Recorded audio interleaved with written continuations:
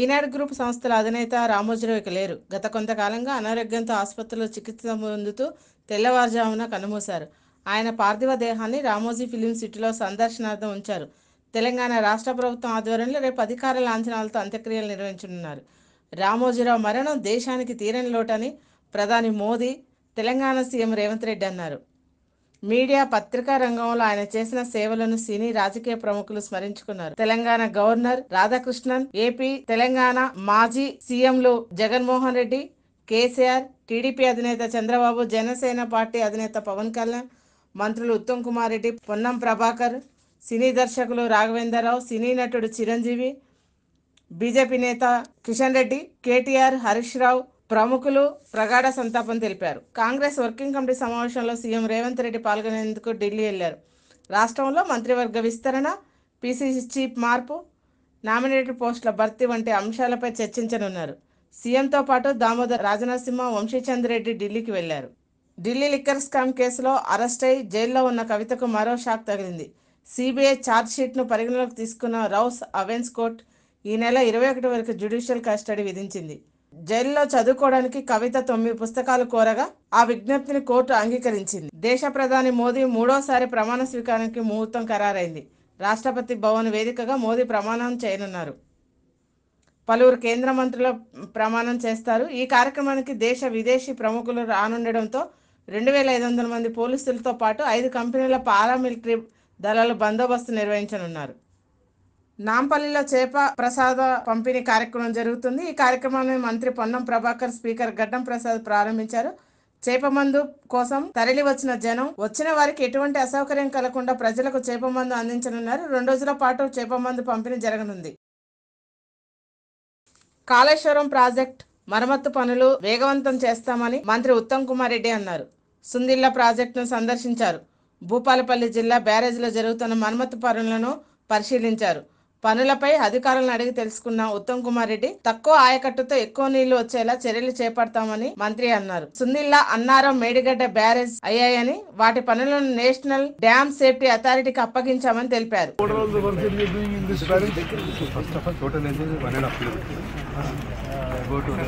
కూడా కాలేదు సార్ కంప్లీట్గా. మనకి 4 వెంట్స్లో మనకు సీపేజెస్ వచ్చినాయి. అక్కడ డిస్ప్లేస్ అయి ఉంటుంది కింద. సో అది స్ట్రెంథెన్ చేసుకోవాలి సార్. ల్యాఫ్ట్ కింద ఉన్న ఫౌండేషన్ స్ట్రెంథెన్ చేసుకోవాలి. ఆ తర్వాత సిమిలర్గా మళ్ళీ లీకేజ్ రాకుండా అప్స్ట్రీమ్ సైడ్ మనం సిమెంట్ కోటింగ్ చేసుకుంటే మళ్ళీ లీకేజ్ వచ్చే అవకాశం ఉంటుంది.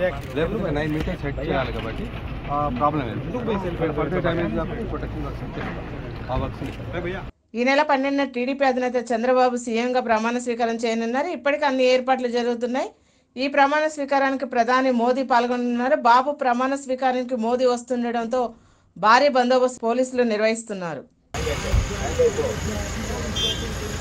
యాదాద్రి భువనగిరి జిల్లాలో డీజిల్ ట్యాంకర్ బోల్తా పడింది. బొమ్మల రామారం మండలం పెద్ద పర్వతాపురం గ్రామం శివారులో ఈ ఘటన చోటు చేసుకుంది. డీజిల్ ట్యాంకర్ బోల్తా పడడంతో జనం బకెట్లు, డబ్బాలతో లైన్ కట్టి డీజిల్ని తీసుకెళ్తున్నారు. తాగునీటి సమస్యపై ఎమ్మెల్యే నిమ్మల నాయుడు స్పందించారు. పాలకొల్లు టిట్కో గృహాల కాలనీలో తాగునీటి సమస్య ఎదురైన విషయం తెలుసుకొని పూరపాలక అధికారులు రప్పించి సమస్య తీరేలా చూడమని అధికారులను ఆదేశించారు. ఎటువంటి ఇబ్బంది లేకుండా చూసుకుంటామని టిట్కో గృహాల్లో నివాసం ఉంటున్న ప్రజలకు హామీ ఇచ్చారు. లీకేజా ఎక్కడ పైపు లోపల పైపులు వెళ్ళిపోయి చిన్న చిన్న పైపులు వెళ్ళిపోయి సార్ ఏం ప్రాబ్లమ్స్ ఏంటనేది సార్ రివ్యూ పెట్టి చెప్తాను. కొంత లోపల క్లియర్ చేయమని ఒకటి చేసి రావాలి. ఎందుకంటే 5 సంవత్సరాల నుంచి చెత్త అయిపోయింది, జీరో అయిపోయింది కదా. పెద్దపల్లి జిల్లా కాల్వ శ్రీరాంపురం మండలం మిర్జంపేట గ్రామానికి చెందిన తడిగొప్పుల అశ్రిత నిట్లో ర్యాంక్ సాధించింది. ప్రభుత్వ మెడికల్ కాలేజీలో సీట్ సాధించిన అశ్రితకు పాడి ఉదయనందన్ రెడ్డి ఆర్థిక సాయం చేశారు. డాక్టర్ చదువు పూర్తయ్యే వరకు 5 సంవత్సరాల వరకు అండగా ఉంటానని హామీ ఇచ్చారు. ఒక బాట చూపించినటువంటి అశ్రిత రెడ్డి గారికి ప్రత్యేకమైన ధన్యవాదాలు తెలియజేస్తూ ఈ కార్యక్రమం ఇంతటితో ముగిసింది. ఉదయరెడ్డి గారి పేరును మీరు ఎల్లవేళలా గుర్తు చేసుకుంటూ మరి వారి బాట లోపలనే నడుస్తాం, మేము కూడా మా చదువు అయిపోయిన తర్వాత అని అన్నారు. దానికి తగ్గట్టు భగవంతుడు మీకు అన్ని రకాల శక్తి సామర్థ్యాలు ఇవ్వాలని, దానికి తోడు ఉదయనందన్ రెడ్డి గారి ఆశీస్సులు మీకు ఎప్పటికి ఉండాలని మనస్ఫూర్తిగా కోరుకుంటూ ఈ కార్యక్రమానికి వచ్చి చేసినటువంటి మరోసారి గెలిపించి ప్రధాని నరేంద్ర మోడీకి దేశ ప్రజలు చివరి అవకాశం ఇచ్చారని, ఆ అవకాశాన్ని నిలబెట్టుకోవాలని ప్రజాశాంతి పార్టీ అధ్యక్షుడు కేఏ పాల్ అన్నారు. ఇప్పటికైనా ఆంధ్రప్రదేశ్ స్పెషల్ స్టేటస్ ఇవ్వాలని గుర్తు చేశారు. 5 ఏళ్ల కాలంలో ప్రధాని మోడీకి ఇండైరెక్ట్గా సపోర్ట్ చేసిన వాళ్ళకి బుద్ధి వచ్చిందని హేళన చేశారు. ఈ 5 ఏళ్ల కాలంలో ఎన్డీఏ కూటమిలో ఉన్నవారు ఆయా రాష్ట్ర ప్రయోజనాల కోసం డిమాండ్ చేయాలని పిలుపునిచ్చారు. ఇదే దేవుడు మీకు ఇచ్చిన చివరి అవకాశం. లైఫ్ లో మళ్ళా మీకు ఒక అవకాశం రాదు. మీరు ప్రధానమంత్రి అయి స్పెషల్ స్టేటస్ ఆంధ్రాకి తీసుకొచ్చి ఇండియన్ ఎకానమీని డబుల్ చేసి అద్భుతంగా అప్పులు తీర్చి అభివృద్ధి చేయాలి అంటే ఇండియా కూటమి ఇచ్చిన అవకాశాన్ని ప్రధానమంత్రిగా తీసుకోండి. నితీష్ కుమార్కు 2.5 years ఇవ్వండి. డిప్యూటీ ప్రైమ్ మినిస్టర్లుగా 4 కేబినెట్ మినిస్టర్లుగా మమతా బెనర్జీ, అఖిలేష్ యాదవ్ లాంటి వాళ్ళు 20 మందిని పెట్టి నడపండి. లేదా మీకు మోదీ గారు ఇప్పుడు ప్రధానమంత్రి ఇచ్చి మిమ్మల్ని ప్రధానమంత్రి చేస్తే మీరు అడుక్కోవసం లేదు. మాకు 3 మినిస్టర్లు ఇవ్వండి, 5 మినిస్టర్లు ఇవ్వండి, బుర్ర వాడండి. చైన్ స్నాచింగ్లకు పాల్పడుతున్న 2 అన్నదమ్ములను అరెస్ట్ చేసి రిమాండ్కు తరలించినట్లు డీసీపీ రాజేష్ చంద్ర తెలిపారు.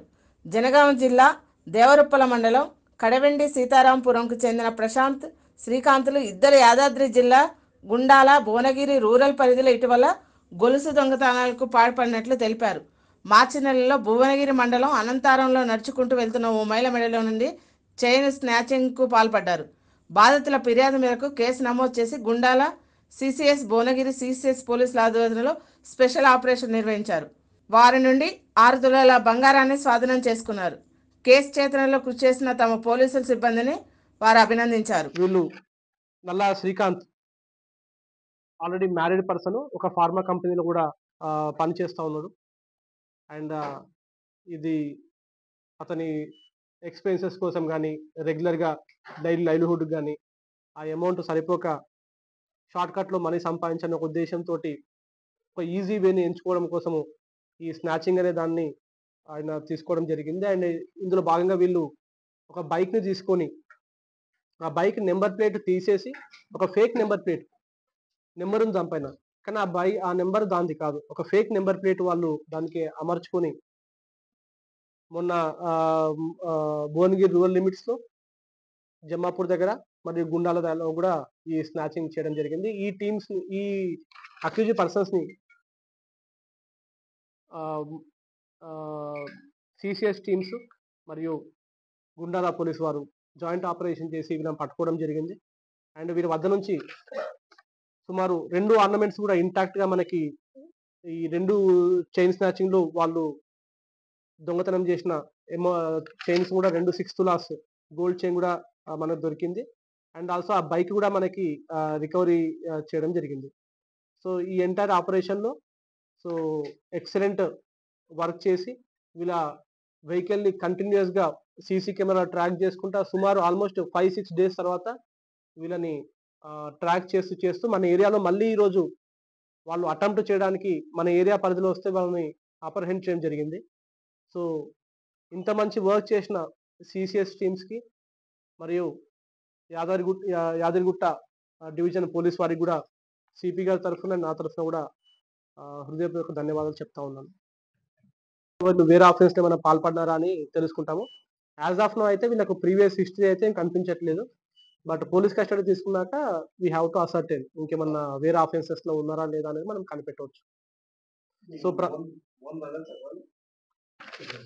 ఓన్ బ్రదర్స్ ఇద్దరు, వాళ్ళు son of Prabhakar, yes own brothers. And public కూడా ఒక రిక్వెస్ట్ చేస్తా ఉన్నాము, ఈ నెంబర్ ప్లేట్ లేని బండ్లు అండ్ ఫేక్ నెంబర్ ప్లేట్స్ తోటి కూడా తిరుగుతున్నారంటే అఫెన్సెస్ చేయడానికి ఎక్కువ ఆస్కారం ఉంటుంది. సో వారు కూడా వాళ్ళ పరిసర ప్రాంతాల్లో ఎవరైనా ఇట్లా నెంబర్ ప్లేట్ లేని బండ్లు కానీ లేకపోతే ఫేక్ నెంబర్ ప్లేట్స్ ఉన్నట్టు మీకు అనుమానం వస్తే మీరు ఇమ్మీడియట్గా రిపోర్ట్ చేయాలి. ఇదే కాకుండా మీకు చలాన్స్ వచ్చినప్పుడు మీకు తెలుస్తుంది నా ఫేక్ నెంబర్ ప్లేట్ ఉందా అని. కొన్ని వేరే బండ్ల ఉన్న చలాన్లో మనకు ఫొటోస్ వస్తాయి. అటువంటిది కూడా మీకు నోటీస్ వచ్చినా కూడా ఇమ్మీడియట్గా రిపోర్ట్ చేయండి. దాని మీద మేము కంపల్సరీగా యాక్షన్ తీసుకుంటాం అండ్ ఆ వెహికల్ని పట్టుకుంటాం. జీడిమెట్లలో ఉంటుంది.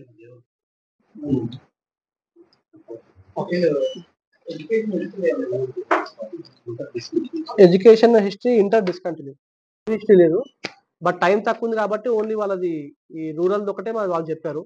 బట్ మనం చేసిందా అనేది మన పోలీస్ కస్టడీ 2-3 days మనకు దొరికితే ఇంట్రాగేషన్ లో తెలుస్తుంది.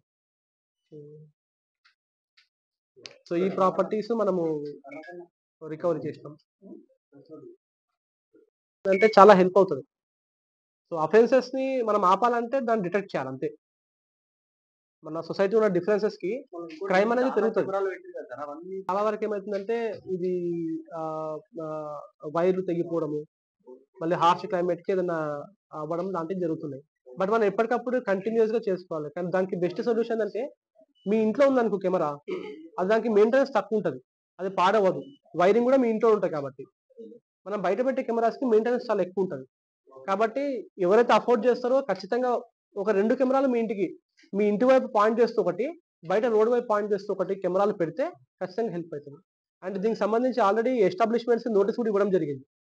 ఈ కెమెరాస్ ఈ టెంపుల్స్లలో, చర్చెస్లో, మసీదుల్లో అండ్ పెద్ద పెద్ద షాపింగ్ మాల్లలో అండ్ షాప్స్లలో ఎక్కడైతే 100 మంది కన్నా ఎక్కువ వచ్చే అవకాశం ఉందో వాళ్ళందరూ కెమెరాస్ ఖచ్చితంగా పెట్టుకోవాలి.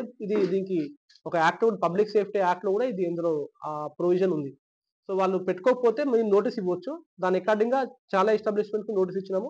అందులో చాలా మంది పెట్టినారు, ఇంకా కొంతమంది పెట్టాల్సి ఉంది, వాళ్ళకు కూడా టైం ఇచ్చినాము, వాళ్ళు పెట్టుకుంటారు. కానీ పబ్లిక్స్ నుంచి ఇనిషియేషన్ వస్తే మనకి అవుట్కమ్ బాగా వస్తుంది, మెయింటెనెన్స్ కూడా తక్కువ అవుతుంది. ఒకవేళ మీకు 3000 కూడా కెమెరా పెట్టుకోవచ్చు మీ మొబైల్కి పెట్టుకుంటే, దానికి హార్డ్ డిస్క్ అవసరమే లేదు. సింగిల్ కెమెరా అది 2000 రూపాయలకు దొరుకుతుంది, పెట్టుకుంటే కూడా మనకు మంచి బాగుంటుంది. ఒకటేదంటే కనెక్టివిటీ మొబైల్కి ఉంటుంది, అదున్నా మనకి హెల్ప్ అవుతుంది. ఏదైనా సరే మీరు ఎంత తక్కువ ధరలోనే పెట్టుకోండి, కానీ కెమెరా పెట్టుకుంటే ఏంటంటే హెల్ప్ అవుతుంది మనకి. కూటమి ఆధ్వర్యంలో ప్రజల సంక్షేమం, అభివృద్ధి విషయంలో ఎలాంటి నిర్లక్ష్యం జరగదని ఎమ్మెల్యే ఆదిరెడ్డి శ్రీనివాస్ అన్నారు. 2-3 నెలల్లో మోరంపూడి ఫ్లైఓవర్ను ప్రారంభిస్తామని తెలిపారు. గత ప్రభుత్వం మోరంపూడి ఫ్లైఓవర్ విషయంలో నిర్లక్ష్యం చేసిందని విమర్శించారు. హాస్పిటల్లో కూడా బెడ్లు పెంచే పరిస్థితులు వస్తూ ఉన్నాయి. పిచ్చ పరాకాష్ఠకి వెళ్ళిపోయారు. ఓటమి పల అయితే నువ్వు ఓడిపోతే ఈవీఎంలో, నువ్వు నెగ్గితే తోపు తురుము. ఇదా ప్రజాస్వామ్యాన్ని గౌరవించి ఎందుకు ఇంత అలా లాగి మళ్ళా చెప్తాను బాటా చెప్పుతో కొట్టారో అది ఒకసారి సమీక్షించుకోమన్నారు. 4 ఫ్లైఓవర్స్ ఈ అబ్బాయి తెలియని భాషలో ఏమడిగాడో తెలియదు, వెనక్కి పోయినాయి.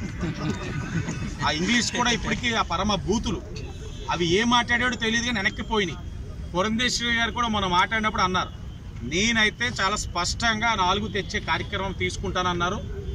పీడీ గారికి కూడా రిక్వెస్ట్ చేశాను, ఆయన కూడా పురంధేశ్వరి గారికి అవన్నీ ఇస్తానన్నారు. పీడీ గారు ఇచ్చిన తర్వాత ఆవిడ సెంట్రల్లోని మా ప్రభుత్వమే ఉంది కాబట్టి తేడా ఉన్నది పెద్ద విచిత్రంగా తీసుకొచ్చారు. ఏ ఉద్దేశంతో అయితే ఫ్లైఓవర్ నిర్మాణం ఆ రోజుల్లో టీడీపీ చేపట్టిందో ఆ ఉద్దేశం ఏమనుకుంటున్నారు? ఇక్కడ చాలా మంది ప్రాణాలు కోల్పోయారు, రోడ్ క్రాస్ చేస్తూ చాలా మంది ప్రాణాలు కోల్పోయారు. అన్నిటికి మించి ఈ ప్రాంతం మీరు చూసినట్లయితే గత 3 దఫాలుగా తెలుగుదేశం పార్టీ వాసిరెడ్డి కుటుంబాన్ని ఆశీర్వదిస్తూ వస్తూ ఉన్నారు. మా పైన విపరీతమైన ప్రెషర్ ఉండేది. చనిపోయిన ప్రతిసారి ఆ కుటుంబం దగ్గరికి వెళ్తే ఆ గర్భశోక ఏంటన్నది ఆడవాళ్ళని చూస్తుంటే చాలా బాధ అనిపించేది. ఏదో చెయ్యాలని అప్పుడు లక్కీగా మురళీమోహన్ గారు ఎంపీగా ఉన్నప్పుడు ఈ ప్రతిపాదన అన్నది పెట్టినప్పుడు ఆయన చాలా కష్టపడి 5 ఫ్లైఓవర్లు తీసుకొచ్చారు.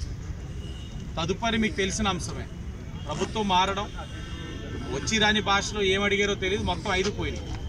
దాంతో మళ్ళీ బతిమాలుకోగా ఉన్న ఫైలే కాబట్టి ఒకదానికి ఇచ్చారు. ఇప్పుడు ఆ 4 కూడా ఏం చేయాలన్నది పురంధేశ్వరి గారు కొనసాగిస్తారు. తప్పకుండా 3 నెలల్లో చనిపోయిన వాళ్ళందరికీ కూడా ప్రారంభించే ముందు ఈ ఫ్లైఓవర్ని ప్రారంభించే ముందు చనిపోయిన వాళ్ళు ఎవరైతే ఉన్నారో అది ముమ్మాటికి ప్రభుత్వాల యొక్క నిర్లక్ష్యమే. అది ఎవరున్నాయి కానివ్వండి, మేము కానివ్వండి, ఎవరైనా సరే ఈనాటికైనా సరే మా తప్పును సరి చేసుకుని ఫ్లైఓవర్ కట్టగలిగాం. అది ప్రారంభంకి ముందు ఆ కుటుంబాలందరికీ కూడా నివాళులు అర్పించే ప్రారంభించే బాధ్యత మేము తీసుకుంటాం. ఆ బాధ్యత కూడా మీదే అన్నారు. చంద్రబాబు ప్రవేశపెట్టిన సూపర్ 6 పథకాలను 100% అమలు చేయాలని వైఎస్ఆర్సీపీ మాజీ ప్రభుత్వ సలహాదారు పోతిరెడ్డి నాగార్జున రెడ్డి డిమాండ్ చేశారు.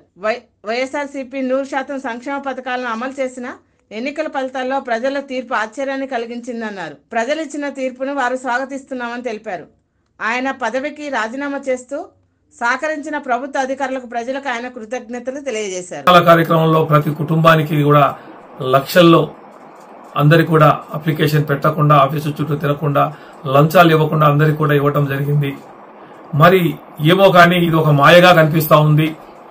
ఇది ఏదో జరిగింది అని అనిపిస్తుంది, కానీ ఆధారాలు ఏందన్నా ఏం మాట్లాడలేకపోతున్నాం. అయినా కూడా ఈరోజు మేము ఓటమిని అంగీకరిస్తూ తెలుగుదేశం పార్టీని ఆహ్వానిస్తున్నాం. తెలుగుదేశం పార్టీ 6 హామీలు ఇవ్వడం జరిగింది. ఆ 6 హామీలలో ప్రధానమైనటువంటి గ్యాస్ సిలిండర్లు కానీ, మరి అదేవిధంగా ఫ్రీ బస్సు కానీ, నిరుద్యోగ భృతి కానీ, మరి అదేవిధంగా ప్రతి మహిళకు 18 ఏళ్ల వయసు దాటినటువంటి కుటుంబం వాళ్ళందరికీ కూడా 1500 రూపాయలు డబ్బులు ఇస్తామని చెప్పేసి కానీ, మరి అదేవిధంగా అమ్మఒడి ప్రతి కుటుంబంలో ఎంతమంది ఉంటే అంతమందికి అన్ని 20,000 ఇస్తామని చెప్పడం, ఇవన్నీ కూడా చంద్రబాబు నాయుడు గారు చెప్పారు కాబట్టేసి అవన్నీ కూడా ఆయన చేస్తారనే కూడా మేము అనుకుంటున్నాం. కాబట్టేసి ఆయన చెప్పగలిగిన మాటలకు ఆకర్షితులైపోయారా? పెన్షన్ 4,000 రూపాయలు, మళ్ళీ గత 3 నెలలది కూడా కలిపి 7,000 రూపాయలు ఇస్తామని, రేపు 1వ తారీఖు ఇస్తామని చెప్పడం, ఇవన్నీ కూడా ఆయన చేస్తారని చేయాలని కూడా కోరుకుంటూ, మరి ముఖ్యమంత్రి జగన్మోహన్ రెడ్డి గారు నాపై మరి మా కుటుంబంపై నమ్మకంతో, ఎందుకంటే మా తల్లిగారు కృష్ణమ్మ గారు కూడా గతంలో రాజశేఖర రెడ్డి గారు అంటే 42 సంవత్సరాల నుంచి ఆ కుటుంబంతో ఉన్న సంబంధాలు, మా తల్లిగారు కూడా రాజశేఖర టైంలో ఉమెన్ ఫైనాన్స్ కార్పొరేషన్ చైర్పర్సన్ గా పనిచేయడం కూడా జరిగింది. నేను ముఖ్యమంత్రి జగన్మోహన్ రెడ్డి గారు నన్ను ప్రభుత్వ సలహాదారునిగా పంచాయతీరాజ్ అండ్ రూరల్ డెవలప్మెంట్ కు సంబంధించి నన్ను కూడా నియమించడం జరిగింది. నా విధి నిర్వహణలో నేను పూర్తిగా విజయవంతంగా అన్ని జిల్లాలు తిరిగి ప్రభుత్వ సంక్షేమ పథకాలను ప్రజలకు వివరించే పరిస్థితి తీసుకొచ్చాను. నా ప్రభుత్వ సలహాదారునిగా నేను రాజీనామా పత్రాన్ని ప్రభుత్వానికి నేను పంపించడం కూడా జరిగింది. మరి నిన్నటి రోజు నేను ఈ లెటర్ కూడా పంపించే చీఫ్ సెక్రటరీ గారికి పంపించడం కూడా, సిఎస్ గారికి పంపించడం కూడా జరిగింది. కాబట్టేసి మేము పార్టీ కోసం, మళ్ళీ జగనన్న కోసం, ఈ పార్టీ పటిష్టత కోసం, పార్టీ నమ్ముకున్నటువంటి వాళ్ళ కోసం జగనన్న ఒకటే చెప్పారు, మనం మన పార్టీ నమ్ముకునే వాళ్లకు అండా దండగా నేను ఉంటానని చెప్పి మాట ఇవ్వడం కూడా జరిగింది. కాబట్టి ప్రతి ఒక్కరూ కూడా ఈ రోజు పార్టీ అధికారంలో లేకపోయినా కూడా మనకేం కొత్త కాదు. గతంలో ఎన్నో సంవత్సరాలు అపోజిషన్లో ఉన్నాం. ఇప్పుడేమో భయపడాల్సినంత అవసరం లేదు. కార్యకర్తలందరూ కూడా నిర్భయంగా ధైర్యంగా ఉండండి.